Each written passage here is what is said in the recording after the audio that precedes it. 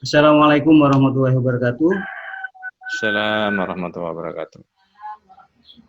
Alhamdulillahirabbil alamin wa bihi nasta'inu ala umuri dunya waddin wassalatu wassalamu ala asrofil mursalin wa ala alihi washabbihi ajmain amma ba'du. Alhamdulillah hari ini kita bisa berjumpa dalam kajian online, kajian tauhid bersama Ustadz Najih Ihsan. Dalam kesempatan ini kita akan mengaji bersama Ustadz Najih. Kami sebagai takmir masjid selamat menunaikan ibadah puasa dan mohon dalam kajian ini nanti kita atur beberapa hal. Pertama, selama Ustadz menyampaikan kajian, dimohon jamaah tidak mengajukan pertanyaan. Yang kedua, nanti akan dibuka sesi tanya jawab bagi jamaah yang ingin mengajukan pertanyaan, bisa angkat tangan sehingga nanti kami buka moodnya. Untuk istirahat waktu, kami persilahkan kepada Ustadz Najih. Terima kasih. Ya, Assalamualaikum warahmatullahi wabarakatuh. Waalaikumsalam warahmatullahi wabarakatuh. Bismillahirrahmanirrahim. Innal hamdalillah nahmaduhu wa nasta'inuhu wa nastaghfiruh wa na'udzu billahi min syururi anfusina wa min sayyiati a'malina. May yahdihillahu fala mudhillalah wa may yudlil falan tajida lahu waliyyan mursyida.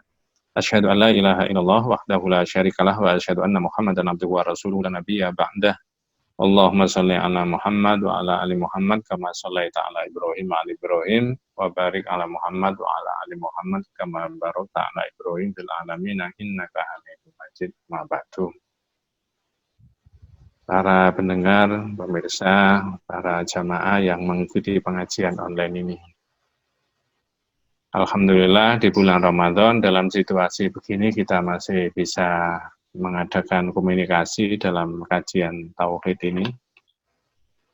Saya tidak membawa judul tertentu, tetapi memberikan pemahaman pintu-pintu masuk dari pemikiran tauhid tadi. Pintu-pintu masuk ke arah pemikiran tauhid. Artinya yang saya akan bawakan ini prinsip-prinsip pintu-pintu yang orang bisa memahami tauhid secara komprehensif menyeluruh. Karena di Masjid An-Nur itu juga satu kitab itu sudah selesai. Kemudian ganti kitab berikutnya itu sudah hampir separuh. Tetapi saya kepengen di siang hari ini berbagi berkaitan dengan pemikiran-pemikiran yang saya anggap sebagai pintu masuk kepada pemahaman tauhid. Nah, begitu. Akan kita jelaskan dulu tentang syahadat itu posisinya. Syahadat tentang Allah dan syahadat tentang Rasulullah. Asyhadu an la ilaha illallah wa asyhadu anna Muhammadan Rasulullah. Syahadat tentang Allah itu maknanya adalah la ma'buda bihaqqin illallah. Tidak ada yang berhak disembah kecuali Allah. Cuma di masyarakat itu sering kalimat ini diterjemahkan tidak ada Tuhan kecuali Allah.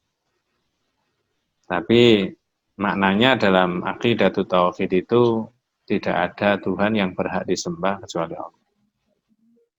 Dari situ kemudian ada banyak pikiran dalam aqidatul tauhid itu. Jadi di Indonesia kan ya sederhana, tapi diurai maknanya menjadi panjang. Yang kedua, syahadat tentang Rasulullah itu ada 5 poin. Pertama, al-imanu bi annahu mursalun min indillah. Percaya bahwa Nabi Muhammad itu utusannya Allah. Sehingga beda dengan syahadat yang pertama tadi kan. Kalau syahadat yang pertama itu yang berhak diibadahi Allah, maka syahadat yang kedua ini tentang Rasulullah maknanya ini manusia biasa. Hakikat kemanusiaannya sama dengan kita. Wa asyhadu anna Muhammad Rasulullah. Al-imanu bi annahu mursalun min indillah. Kalau sudah meyakini Muhammad ini sebagai Rasul, maka berikutnya nusaddiquhu fima akhbaro, membenarkan yang dikabarkan oleh Nabi. Yang ketiga, nuti'uhu fima amara, mentaati yang diperintah. Yang keempat, wa natruku ma naha anhu wa zajara, meninggalkan yang dilarang. Dan yang kelima, wa na'budu waha bima syara'a, beribadah kepada Allah menurut yang disyariatkan. Berkaitan dengan dua tema besar tentang syahadat itu, maka saya akan sebutkan pintu-pintu masuk untuk bisa memahami pikiran-pikiran tauhid yang secara detail nanti. Pertama, orang yang sudah bersyahadat tentang Allah dan Rasulullah, ya, itu diwajibkan untuk memahami tentang hak dan kewajiban antara manusia dengan Allah. Itu intinya di situ. Ada manusia dengan Allah itu ada hak dan kewajibannya. Ya. Jadi kalau itu hak Allah, berarti kewajibannya manusia. Kalau dibalik, kalau itu haknya manusia, kewajibannya Allah. Saya ulangi. Kalau itu haknya Allah, kewajibannya manusia. Yang mewajibkan manusia adalah Allah. Tapi sebaliknya, kalau itu haknya manusia, kewajibannya Allah. Yang mewajibkan Allah siapa? Ya Allah sendiri.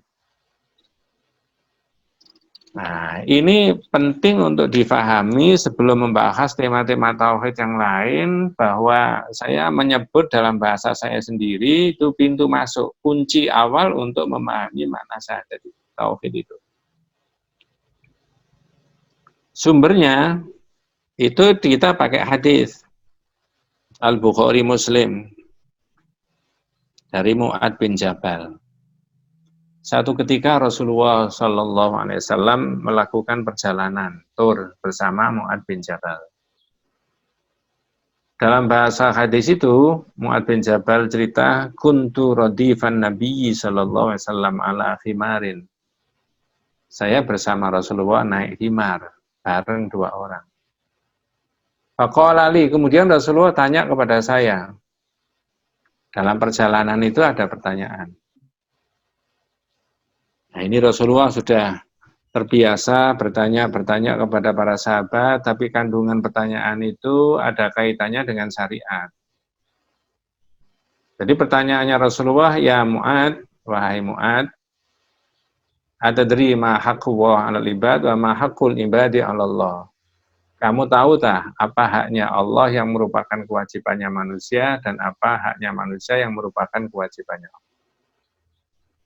Berarti yang ditanyakan oleh Rasulullah itu adalah tauhid, karena hak dan kewajibannya antara manusia dengan Allah itu tadi. Hakul ibadi 'ala Allah wa haqqullah 'alal ibad. Jadi, ya Mu'ad, atadri ma haqqullah 'alal ibad. Apa haknya Allah terhadap manusia? Dan apa haknya manusia yang pasti dipenuhi oleh Allah? Wa ma haqqul ibadi 'ala Allah. Sampai di situ, sebelum dilanjutkan, saya sering menjelaskan kepada para jamaah bahwa hadis inilah pintu masuk untuk orang bisa mengerti tauhid itu, menurut saya. Maka di beberapa kitab tauhid, hadis ini dimasukkan dalam bab yang pertama. Supaya orang memahami dulu antara hal. Apa jawabannya sahabat Mu'ad? Allahu wa rasuluhu a'lam. Allah dan Rasulnya yang lebih tahu. Saya menemukan beberapa hadis ketika para sahabat itu ditanya oleh Rasulullah seperti begitu, oleh para sahabat dikembalikan lagi dengan bahasa. Jadi pertanyaan itu, jawabannya itu dikembalikan lagi. Contoh di hadis yang lain ya. Pagi-pagi di sholat subuh Rasulullah bersama para sahabat. Yang tadi malam itu turun hujan, berarti pagi hari itu masih ada bekas-bekasnya hujan. Rasulullah tanya kepada para sahabat, hal tadruna madza qala rabbukum? Apakah Anda tahu pada pagi hari ini Rabbmu itu bilang apa, dawuh apa? Jadi Nabi tanya, dan itu sahih itu. Ya. Hal tadruna madza qala rabbukum? Apa jawabannya sahabat? Allahu wa rasuluhu a'lam. Allah dan Rasulnya yang lebih tahu. Yang bisa kita ambil apa dari jawabannya sahabat tadi? Baik hadis yang pertama yang saya sebutkan kunci atau pintu masuk pemikiran tauhid tadi maupun hadis yang kedua tadi. Saya tidak meneruskan hadis yang kedua tadi ya. Tapi saya ambil makna Allahu wa rasuluhu a'lam. Maknanya adalah ketika sahabat itu ditanya tentang hal-hal yang berkaitan dengan sangat prinsip mengenai agama, oleh sahabat dikembalikan ke Nabi. Nah, itu yang penting. Coba pikiran itu kita tarik 2020 sekarang ini. Mestinya orang di dalam 2020 ini, kalau kaitannya dengan agama, merujuknya pada Nabi. Ada dalil enggak? Apalagi yang makhlu-makhlu itu. Dasar pengembangan dari berbagai pemikiran keagamaan itu mestinya harus merujuk pada Quran dan hadis. Lebih-lebih yang makhlu.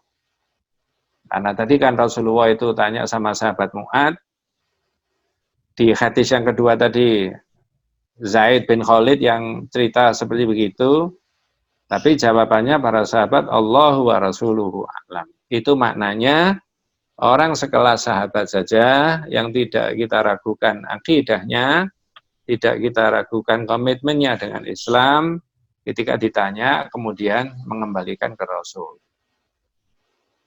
Nah, ini maknanya kan orang sekarang juga hal-hal yang berkaitan dengan pemikiran keagamaan mestinya dilandasi itu dulu. Dilandasi pada dasar dulu. Kalau pemikiran manusia dulu khawatir keliru nanti. Kalau teori ini itu dulu itu khawatir keliru. Ya, tapi landasannya harus pakai dulu Al-Qur'an dan hadis. Saya beri contoh yang lain sebelum hadisnya saya lanjutkan itu ya. Saya pernah menyebut begini, Al-Quran ini bukan buku ilmiah. Tapi di atas Al-Quran bisa dikembangkan teori-teori ilmu pengetahuan. Jadi lebih dahulu lafal atau ayat Al-Qurannya itu terhadap pengembangan ilmu pengetahuan daripada ilmunya. Misalkan mengenai matahari itu berputar di porosnya, itu di Quran. Itu terlebih dahulu ayatnya bilang begitu daripada temuannya di falak atau ilmu hisab itu. Ilmu bintang, ya, perbintangan, nujum, tanjim. Ya.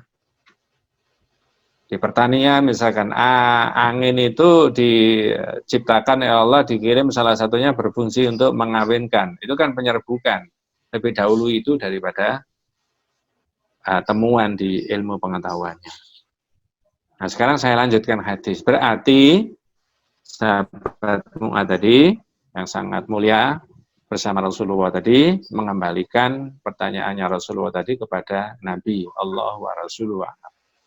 Nah, jawabannya Nabi inilah yang menurut saya menjelaskan kepada sahabat Mu'ad yang bisa kita rujuk, kita referensi bahwa orang Islam itu berdasarkan akidatul tauhid apa yang diterangkan oleh Nabi dalam hadis pendek. Apa jawabannya Nabi? Keterangannya Rasulullah. Dalam bahasa hadis Nabi mengatakan haqqullah 'alal ibad, haknya Allah yang merupakan kewajibannya manusia ayya'buduhu wa la yusyriku bihi syai'an. Beribadah kepada Allah tidak syirik. Lu kan gampang Pak diomongkan. Jawabannya iya. Kalau diomongkan iya, beribadah kepada Allah tidak syirik. Berarti dua.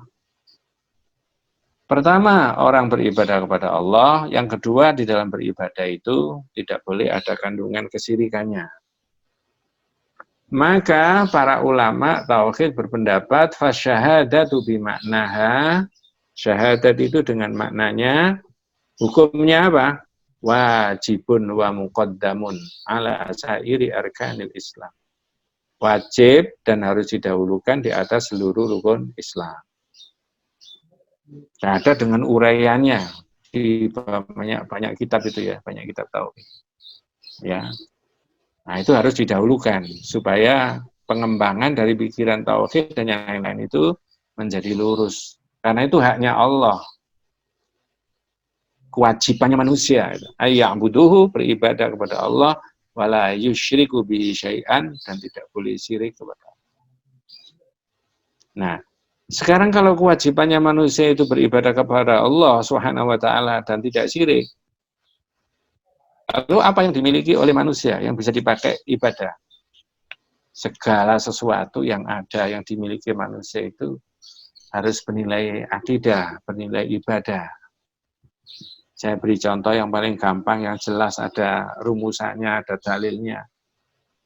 Rumah itu dalam pikirannya tauhid, pikirannya umat Islam, bukan semata-mata untuk kemewahan dan kebangga-banggaan saja.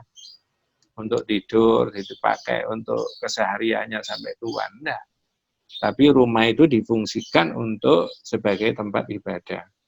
Sehingga tidak boleh difungsikan rumah itu seperti kuburan. La taj'alu ya buyutakum kuburan. Jangan jadikan rumahmu kayak kuburan. Nggak pernah dipakai ibadah. Apalagi dalam situasi sekarang, maka memfungsikan rumah sebagai tempat ibadah itu sudah sangat tepat. Sehingga rumah tadi bernilai tauhid, punya mobil, punya sepeda motor, macam-macam lah, ya. Itu bisa dipakai untuk beribadah. Haqqullah 'alal ibad, haknya Allah yang merupakan kewajibannya manusia adalah manusia menyembah kepada Allah. Alangkah indahnya kalau semua orang punya pemikiran seperti begini. Orang berserius-serius meniti karir di dunia pendidikan, sampai pada strata pendidikannya paling tinggi. Dipakai untuk apa? Ya itu misalkan. Tidak lain dan tidak bukan hanya untuk itu tadi ibadah. Orang mau berkompetisi, ya, mencari jabatan tertinggi di daerah itu atau di kota itu, menjadi bupati, menjadi wali kota. Dalam sudut pandangan ini, nilainya begitu. Teorinya demikian, tetapi masyarakat kita itu masih agak susah untuk diajak sampai ke sana. Kadang-kadang cara mencarinya saja itu melalui cara-cara yang tidak benar, tidak legal secara moral. Tidak legal secara moral. Walaupun dilegalkan, ya. Sepertinya dilegalkan, tapi tidak legal secara moral. Lalu bagaimana jabatannya itu bisa difungsikan sebagai ibadah kepada Allah? Nah, agak jauh kalau memang memperoleh jabatannya saja ada sisi-sisi yang ditengarai tidak jujur, ya. Misalkan begitu. Banyak lagi lah yang bisa dilakukan. Sehingga tidak ada miliknya umat Islam itu yang tidak bernilai. Orang kalau mengerti ini, insya Allah ini pintu masuk. Oh, kalau begitu segala sesuatu yang setinggi-tingginya saya peroleh itu harus bernilai. Nah, sekarang dibalik. Lalu haknya manusia apa? Kalau manusia sudah bisa mengembalikan kepada Allah 2 poin tadi. Beribadah kepada Allah dan tidak syirik. Haknya manusia, alla yu'adziba man la yusyriku bihi syai'an. Allah tidak akan menyiksa orang yang tidak syirik kepada Allah Subhanahu wa taala. Nah, jadi kok gampang gitu? Ada harapan dari Allah, ya. Di dalam kitab yang lain diterangkan bahwa kalau dosa-dosa yang lain itu ada kemungkinan masih diampuni. Tapi kalau syirik itu orangnya tidak tobat dengan tobat-tobatnya, maka orang itu tidak akan diberi ampunan sama Allah Subhanahu wa taala. Dari situlah maka umat Islam itu ketika semakin hari, semakin bulan, semakin tahun dia itu semakin tua, ada sesuatu yang dia harapkan. Dia mencari, memperoleh ridha Allah, lalu endingnya dia masuk surga. Karena janjinya Allah tadi, kebersihan akidah tadi, segala sesuatu yang dipakai untuk ibadah kepada Allah, maka dibalik dibalas oleh Allah adalah. Saya pernah mendengar pidatonya Pak Sa'ad Ibrahim, Ketua Wilayah Jawa Timur. Tauhidnya orang Muhammadiyah itu bisa wujudnya apa? Masjid, madrasah, sekolah, rumah sakit, ya. Apa namanya? Kebersamaan di antara sesama warga Muhammadiyah. Jadi itu maknanya kan menggunakan semua yang dimiliki tadi untuk kemaslahatan, untuk kebaikan. Sehingga wujudnya punya masjid, wujudnya punya sekolah, wujudnya punya perguruan tinggi. Itu implementasi dari mengembalikan haknya Allah itu tadi. Andai kata orang Muhammadiyah itu memimpin dalam satu daerah tertentu, kalau memahami lafal hadis ini kemudian mengawinkan dengan pikirannya Pak Saad itu tadi, maka di daerah itu atau di kabupaten itu atau di negara itu lalu memakai kaidah tauhid itu tadi, maka menjadi sejahtera. Ada kejujuran di situ, ada transparansinya, ya, ada keadilan, ada memandang semua itu warga masyarakat atau warga desa atau warga bangsa itu menjadi stratanya yang sama, kedudukannya yang sama, ya, hak dan kewajibannya sama. Itu kalau akidatul tauhid dipakai dengan rumusan mengembalikan haknya Allah, maka jadinya seperti yang saya sebutkan itu. Nah, ini poin yang saya rasa pertama yang harus kita pedomani. Yang kedua, supaya kita ini bisa berakidah dengan baik dan dan betul-betul optimal, itu mengembangkan dari Al-Quran surat An-Nahl ayat 36. Ya, saya rasa ini sudah sering banyak diterangkan orang. Surat An-Nahl ayat 36. A'udzu billahi minasyaitonir rajim. Bismillahirrahmanirrahim. Wa laqad ba'atsna fi kulli ummatin rasulan an i'budullaha wajtanibut taghut. Ya, dan sungguh kami telah mengutus pada tiap-tiap umat seorang rasul, misinya sembahlah Allah dan jauhi tauhid.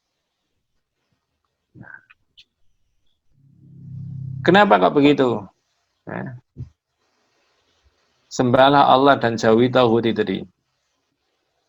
Nah, sembahlah Allah dan jauhi tauhid. Apa sih tauhid itu? Ya, kalau mengikuti bahasanya tauhid ini adalah kullu ma'ubida min dunillah, segala sesuatu yang diibadahi oleh manusia selain dari Allah. Itu namanya tauhid, bisa benda, bisa barang, bisa orang, bisa uang, bisa macam-macam. Nah, sekarang kalau misinya Nabi dan Rasul tadi mengajak menyembah Allah dan menjauhi tauhid, ada pertanyaan begini. Ada pertanyaan. Apa bisa sukses orang menyembah Allah satu-satunya, tapi dia tidak mau meninggalkan tauhid? Apakah menyembah kepada Allah ini bisa sukses? Ya, jadi itu penting itu. Jawabannya tidak bisa. Kalau sudah orang berniat menyembah Allah satu-satunya, maka secara bersamaan dia harus menghilangkan segala sesuatu dalam bentuk apapun tauhid itu. Ya, tidak bisa. Pertanyaan yang kedua, apa ada orang yang berniat menyembah Allah satu-satunya, tapi dia tidak mau meninggalkan tauhid? Jawabannya ada. Maka dakwah tauhid ini tidak boleh berhenti-berhenti. Ya, kalau pertanyaannya apa ada orang berniat menyembah Allah, tapi dia tidak mau meninggalkan tauhid? Jawabannya ada. Tapi kalau pertanyaan yang pertama tadi, apa bisa sukses orang menyembah Allah satu-satunya, tapi dia tidak mau meninggalkan tauhid? Jawabannya nggak sukses. Nggak sukses. Maka tadi saya kembali yang pertama tadi, dalam kitab Firqatun Najiyah, Syekh Samil Zainu menyebutkan fasyahadatu bimaknaha, syahadat dengan maknanya itu hukumnya wajibun wa muqaddamun. Wajib dan harus didahulukan di atas seluruh Islam. Nah, jadi jangan sampai kita itu kalau sudah syahadat tentang Allah Subhanahu wa taala, tapi mengingkari sendiri. Ya. Mengingkari sendiri. Nah, berarti sudah masih ada kesirikan. Kalau saya mengambil contoh dalam kisah beberapa orang jahiliyah, ya, Karena Quran itu kan saat itu di awal-awal diturunkan oleh Allah kepada Rasul itu sasarannya kan orang kafir, Mas Yan, karena belum ada orang Islam kan. Saya ulangi, Al-Quran itu awal-awal diturunkan oleh Allah kepada Nabi Muhammad itu audiennya, sasarannya itu bukan orang Islam karena belum ada orang Islam di awal-awal itu. Orang kafir. Ya. Tapi dibimbing oleh Rasulullah supaya pintu masuknya memahami Islam itu lewat syahadat. Asyhadu alla ilaha illallah. Tapi beberapa kisah banyak orang menolak membaca syahadat itu. Menolak. Bukan tidak bisa, menolak. Taruhlah nama-nama besar zaman jahiliyah kayak Abu Jahal, Abu Lahab, misalkan begitu ya. Lalu pamannya Rasulullah sendiri. Itu nama-nama besar dalam era jahiliyah yang zaman Rasulullah itu. Itu bukan tidak bisa membaca la ilaha illallah atau asyhadu an la ilaha illallah, tapi tidak mau. Mengapa tidak mau? Dalam kitab ini ditulis ada tiga alasan. Yang pertama, tidak dapat hidayah dari Allah. Ya kalau sudah ini otoritasnya Allah. Ya, mengapa si A itu membaca syahadat bisa, ini tidak bisa, ini tidak mau, ya sudah, itu wilayahnya Allah. Kurang apa Nabi Muhammad itu membimbing pamannya membaca syahadat, toh pada akhirnya tidak bisa. Satu ya, itu alasannya mengapa tidak membaca syahadat. Yang kedua, gengsi. Ya, gengsi. Maka pantangan bagi orang yang punya pemikiran tauhid itu, gengsi-gengsian itu pantangan. Tidak boleh. Jadi gengsi maknanya adalah Muhammad itu dari sisi umur dianggap anak baru kemarin, Nabi Muhammad itu. Lalu orang-orang yang senior, yang berpengaruh secara ekonomi, secara politik saat itu ya, yang berkuasa misalkan begitu, lalu disuruh tunduk kepada Nabi Muhammad. Ya. Tidak mau dia. Gengsi. Itu kalau sampai tarik sekarang, orang Islam juga tidak boleh gengsi-gengsian. Kalau gengsi itu tidak gengsi-gengsian, maka tidak bisa masuk nanti akidah yang betul tadi. Pikiran yang baik itu tidak bisa masuk. Ya, ya mohon maaf ini bisa didengar siapa saja. Saya seringkali menyebutkan karena komunitas pengajian tauhid ini bukan hanya warga Muhammadiyah. Saya sering menyebut kalau ada orang Muhammadiyah ngomong benar, mestinya saudara kita di NU juga bisa menerima. Atau sebaliknya, kalau orang NU itu ngomong benar, mestinya saudara kita Muhammadiyah juga bisa menerima. Itu sering saya sebutkan di dalam berbagai kajian.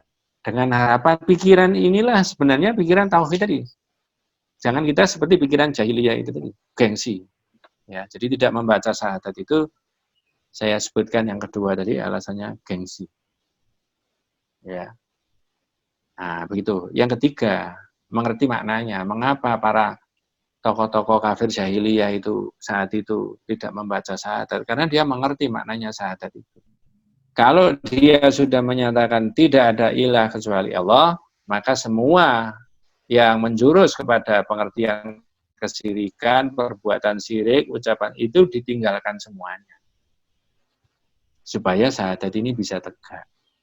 Kalau enggak, nanti bisa ada kesyirikan tadi.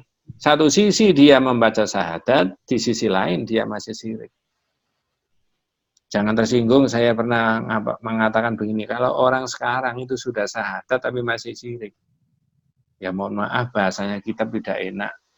Wa huwa ajhalu min Abi Jahlin. Orang itu lebih jahal daripada Abu Jahal.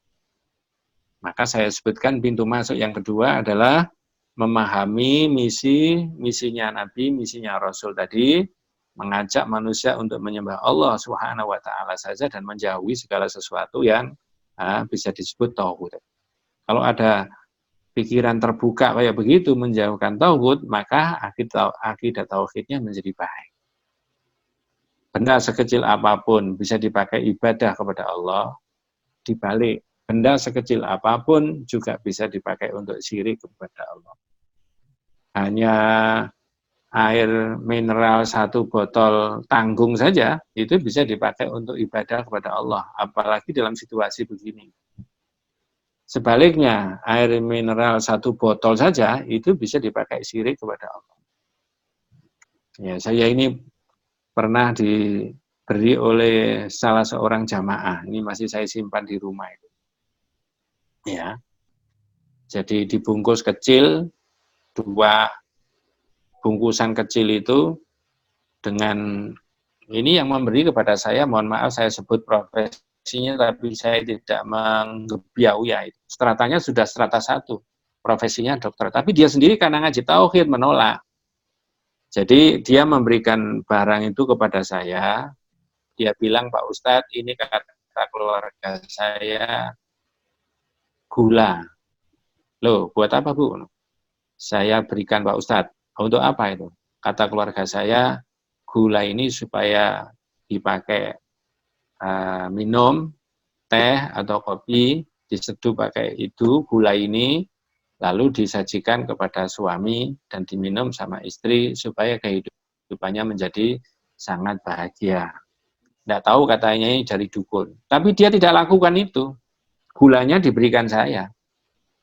Ini maksud saya, sekecil apapun benda barang bisa dipakai untuk mentauhidkan Allah, tapi sekecil seremeh apapun benda dan barang bisa dipakai untuk mensyirikkan Allah Subhanahu wa taala. Jadi saya menyebutkan 2 dalil tadi ya, supaya orang bisa mengembangkan pemikiran tauhid itu dari 2 dalil tadi. Yang pertama adalah mengerti tentang hak dan kewajibannya Allah, sebaliknya juga mengerti hak dan kewajibannya manusia.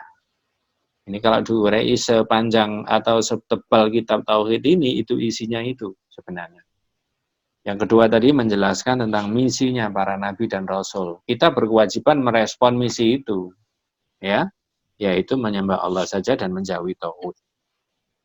Nah, ini saya sudah bicara lebih dari 35 atau 40 menit. Barangkali ada yang dibahas supaya nanti persiapan sholat zuhur di masing-masing rumah itu bisa optimal, bisa baik. Monggo kalau ada yang dibahas. Terima kasih Ustaz. Itu tadi pembahasan tentang tauhid. Itu bahasan yang sangat mendasar sekali.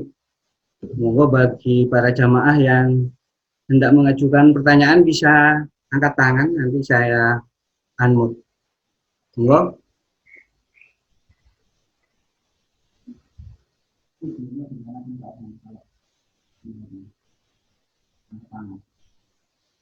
Oke, angkat tangan.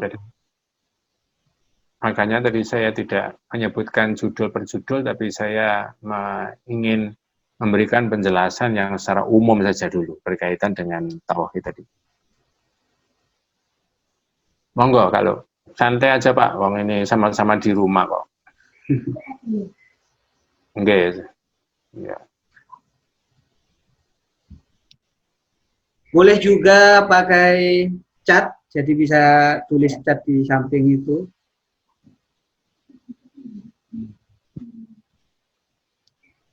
Monggo Bapak Ibu. Mumpung ketemu, karena ini kesempatan yang langka ya. Kita ngaji di rumah dengan Ustadz Najih Ihsan, dan belum tentu kita punya kesempatan karena kondisi seperti ini masih belum tentu kapan selesainya, sehingga kita maksimalkan kesempatan pertemuan ini. Monggo, ada yang bertanya?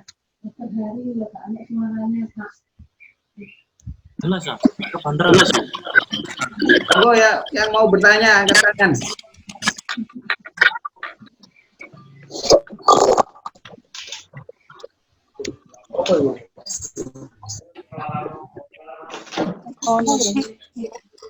Ini apa dipencet oke.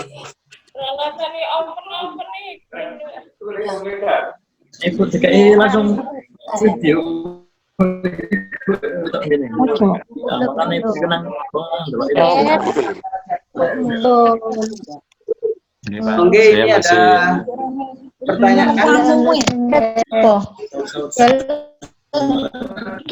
nang everybody ku ngomong iso Bahasa Jawa pinong. ini ada pertanyaan dari Pak Slamet Mulyono. Kapan syirik itu bisa hilang di tengah masyarakat modern yang terdidik? Nah, ini pertanyaan. Ini Pak Slamet ini sahabat saya, teman saya diskusi itu Pak Slamet ini. Kapan syirik itu bisa dihilangkan dalam masyarakat yang modern, masyarakat yang terdidik? Saya rasa tauhid dan syirik itu lintas Pak ya. Lintas apa saja. Dalam masyarakat yang stratanya bawah, ekonominya bawah, tauhid juga ada. Masyarakat yang stratanya atas, tauhid juga ada. Sebaliknya, yang kelas bawah secara ekonomi, secara pendidikan, secara strata sosialnya, syirik juga ada. Kelas atas, syirik juga ada. Lalu kapan berakhirnya? Ya kalau saya menjawab secara gampang, tidak pakai ilmu sosial, karena saya tidak paham ilmu sosial, ya didakwai tauhid aja, kapan saja itu. Maka tadi saya merujuk pemikirannya Jamil Zainu tadi, syahadat dengan maknanya itu didahulukan di atas seluruh rukun Islam. Sistem pendidikan kita ini kan tidak mengacu pada aqidatul tauhid yang diutamakan Pak Slamet ya, dan para jamaah yang lain. Terpencar-pencar ya. Jadi kalau ilmu ya satu poin sendiri seolah-olah lepas, tidak ada nilainya, bebas nilai, sepertinya begitu. Ilmu politik juga begitu, seolah-olah bebas nilai ya. Ekonomi juga seolah-olah bebas nilai ya, macam-macam lah. Tapi kalau orang bisa memahami prinsip-prinsip bertauhid, ya, maka insya Allah secara automatically itu pelan-pelan akan hilang dengan sendirinya. Kapan hilangnya syirik? Ketika tauhid itu tegak. Kapan tegaknya? Ya tidak ada yang tahu. Kalau saya bisa mengambil sebuah perbandingan, ini saya sekali lagi menyebut organisasi Muhammadiyah. Muhammadiyah itu tujuannya kan menegakkan dan menjunjung tinggi agama Islam. Saya ulangi, menegakkan dan menjunjung tinggi agama Islam sehingga terwujud masyarakat Islam yang sebenar-benarnya. Kapan masyarakat Islam yang sebenar-benarnya? Ya, tidak ada yang tahu. Dan menurut saya itu syariat.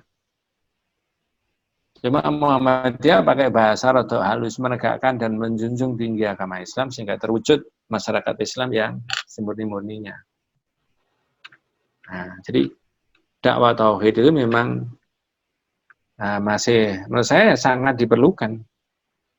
Kalau kita tauhid itu dalam negara kita itu dapat tempat, negara Kesatuan Republik Indonesia. Menurut saya dapat tempat. Ketuhanan yang Maha Esa itu kan tauhid, ketuhanan yang Maha Esa. Berarti di negara Kesatuan Republik Indonesia ini prinsip-prinsip pemikiran tauhid ini bisa ditegakkan. Mulai yang hal-hal yang bersifat pengembangan spiritual, mencintai Allah, tawakal kepada Allah, takut sama Allah, ya. Tidak boleh merasa aman dari murkanya Allah, sabar terhadap musibah. Itu kan ada pengembangannya. Mulai dari situ sampai hal-hal yang berbau klenik, yang kecil-kecil. Klenik. Saya beri contoh. Saya mungkin sudah mengulangi itu. Tanggal 12 bulan 12 2019. Saya mendengarnya tanggal 11. Berita di Radio Suara Surabaya.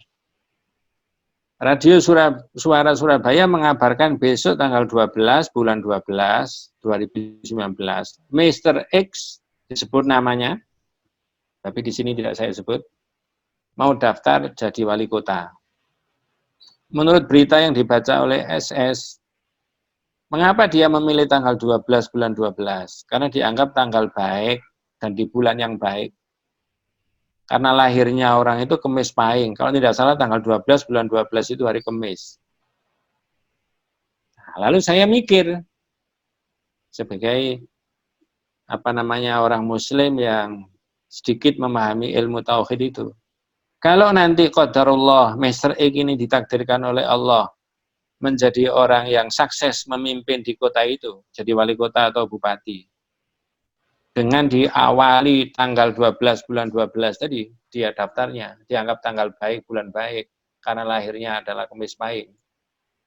Maka keyakinan mengenai kelni itu semakin kuat di kota atau di kabupaten yang Mr. X itu ditakdirkan oleh Allah jadi wali kota atau bupati. 1. 2. Kalau toh qadarullah juga dia jadi sebagai wali kota, maka kebijakan-kebijakan di kota itu didasarkan pada pemikiran yang berdimensi klinik itu, bukan akal sehat. Kalau akal sehat ini proyeknya miliaran rupiah itu. Kalau pakai akal sehat yang ngundang orang yang kompeten di bidang ahlinya, bagaimana efisiensinya, bagaimana membuat kira-kira kalau itu bangunan jembatan itu sampai berapa ratus tahun tidak, bagaimana nanti analisanya 100 tahun jembatan ini masih kuat dan kokoh. Jadi bukan, ya itu mestinya yang harus dianukan, yang harus didahulukan, pemikiran-pemikiran pakai akal sehat itu, bukan klinik. Jadi kembali lagi, sampai kapan itu bisa berakhirnya kesyirikan di strata pendidikan atau masyarakat modern. Kalau sampai kapan tidak ada yang tahu, tapi kewajiban kita mendakwai tauhid dengan begitu, maka automatically akan berhenti sendiri tentang kesyirikan-kesyirikan itu. Saya rasa itu, Pak. Wallahu a'lam. Oke. Oke, ini ada pertanyaan satu lagi, Ustaz. Sholawat yang mengandung kesyirikan. Pertanyaannya gimana? Di chat itu ada. Oh gitu. Oke. Ada sholawat atau apa yang mengandung kesyirikan. Ya. Saya mulai gini, Bu, Ibu atau Bapak yang tanya, nggih. Saya mulai dari perintah baca sholawat. Ya, di Quran itu ada perintah supaya kita baca sholawat. Ya. Ya ayyuhalladzina amanu shallu alaihi wa sallimu taslima. Jelas. Ya.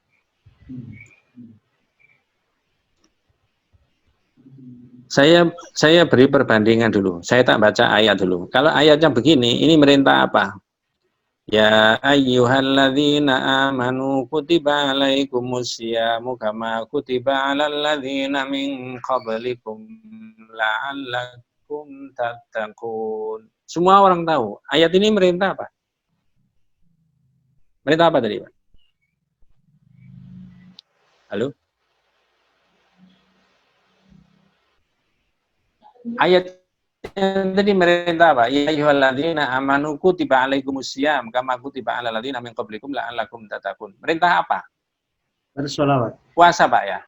Nah, ayat yang saya baca tadi loh. Barusan Puasa. Ya kan. Berarti detailnya mengenai puasa ikut Nabi kan?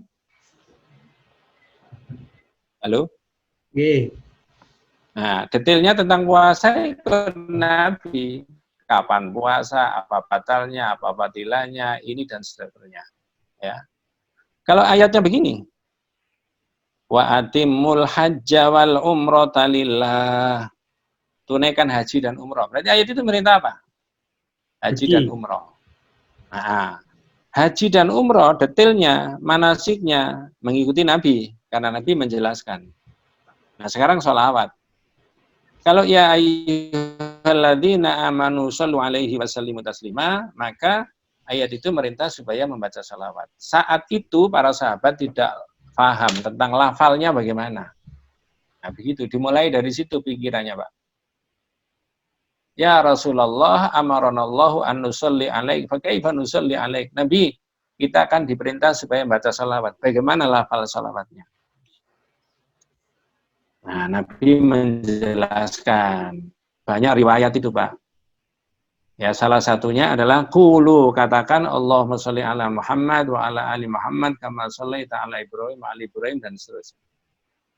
Sehingga kalau ada orang membaca salawat seperti begitu, kita harus paham, oh orang ini baca menurut hadis. Persis yang diajarkan oleh Nabi. Sama dengan kita salat itu. Takbirnya angkat tangannya setinggi berapa? Itu mengikuti Nabi. At-tahiyatulillah yang dipakai nelunjuk yang kanan apa yang kiri. Itu semuanya begitu. Assalamualaikum kok menolehnya ke kanan. Berapa derajat? Ada ketentuannya. Salawat juga begitu. Hak patennya itu kalau pakai bahasa sekarang ada di Nabi. Ya, maka dalam pandangan tauhid, kalau sudah syahadat tentang Rasulullah, tadi saya sebutkan wa na'budu waha bima syara'a. Beribadah kepada Allah menurut yang disyariatkan. Yang disyariatkan oleh Rasulullah, cara membaca salawatnya pakai Allahumma sholli ala Muhammad, maka kita ikuti.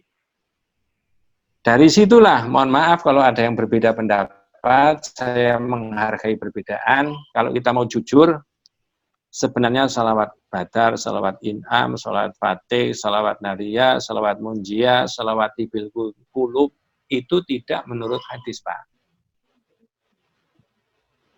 Tidak menurut hadis. Lalu saya sering ditanya, seyuksanya bagaimana Ustaz? Seyuksanya ikut Nabi saja. Mengapa kau ikut Nabi? At-takhdhir fil wuqu'i minasyirki. Berhati-hati supaya jangan sampai terjerumus kepada perbuatan syirik. Coba saya beri contoh Pak ya. Sekarang ada COVID ini, sebagian saudara kita umat Islam itu menganjurkan baca salawat tibil qulub. Sampai nafal salawat tibil qulub?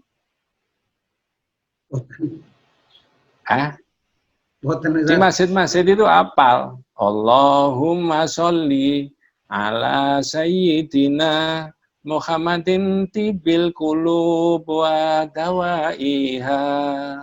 Dan seterusnya. Apal saya Pak.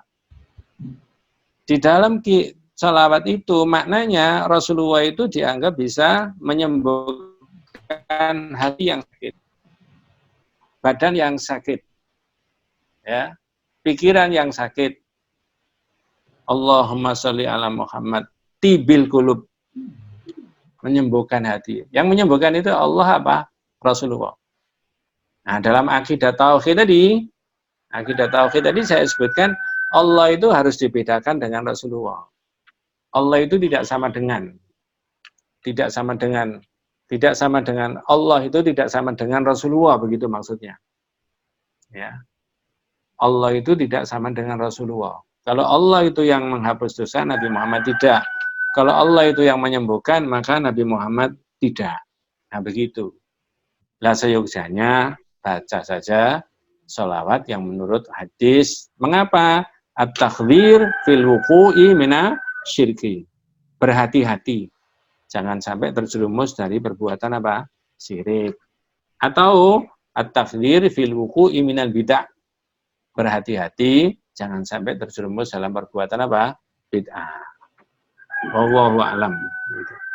Nanti Bapak atau Ibu yang tanya tadi bisa membaca di kitab Firqatun Najiyah. Ya, wa Tha'ifah al-Mansurah. Di situ ada as-salawatul mubtada'. Orang boleh berbeda pendapat dan saya juga menghargai kalau ada yang berbeda. Tapi mohon izin saya menerangkan sesuatu yang saya ketahui benar. Ya. Sesama saudara umat Islam tidak boleh saling menohok, tapi kalau kita menerangkan di audien kita tentang yang benar, boleh. Itu hak kita. Bahkan kewajiban kita. Haknya jamaah itu untuk memperoleh informasi secara benar dan baik. Kewajiban para Pak Ustadz, Pak Kiai, takmir masjid, dan sebagainya, memberi penjelasan kepada masyarakat itu. Saya rasa begitu. Wallahu a'lam. Oke, matur nuwun Ustadz atas pencerahan yang telah diberikan hari ini. Mudah-mudahan kita semua bisa mengamalkan dalam kehidupan sehari-hari, terhindar dari hal-hal yang syirik, dan selalu bertauhid terhadap Allah Subhanahu wa Ta'ala. Kami dari Amir Masjid An-Nur, mohon maaf atas ketidaknyamanan tadi sempat telepon di awal. Karena memang ini baru pertama kali dilaksanakan oleh Amir Masjid An-Nur, sehingga masih ada beberapa hal yang mungkin depan perlu kami perbaiki dengan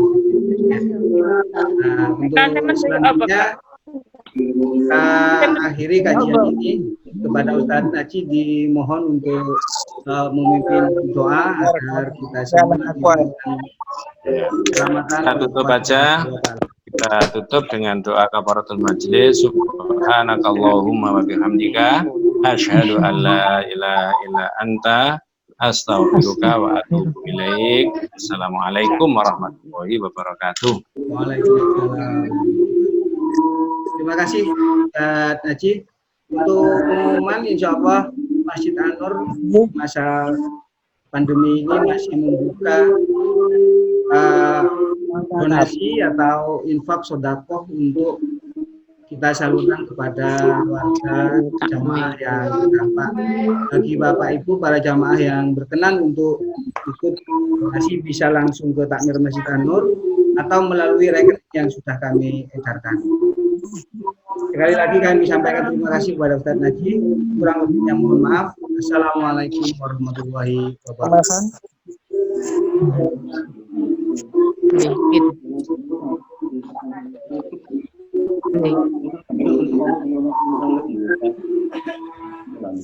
Nenek.